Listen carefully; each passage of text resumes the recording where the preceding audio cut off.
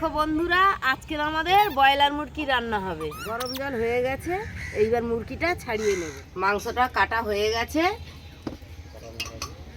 এবার বাটা মশলা দিয়ে মাংসটা ভালো করে মেখে নেব। বাটা দিলাম, লঙ্কা বাটা, এবারে রসুন বাটা দিলাম, আদা বাটা, ধনে বাটা, কাঁচা লঙ্কা, পেঁয়াজ,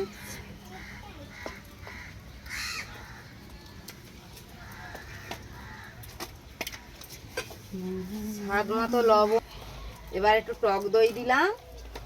এবার ভালো করে মেখে নিলাম, 1 ঘন্টা মেখে রেখে দেব। এবারে মাংসের আলুটা কেটে নিলাম, আলুটা ভাজা হয়ে গেছে লাল লাল করে। এবার আমি তুলে নিলাম, এটা গরম হয়ে গেছে। এবার তেজপাতা আর গরম মশলা দিয়ে শুকনো ঢেলে দিলাম। এবার মাংসটা ভালো করে কষিয়ে নেব। মাংসটা কষানো হয়ে আসছে, এবার আলুটা দিয়ে দিলাম। হয়ে গেছে, এবার জল দিয়ে দিলাম।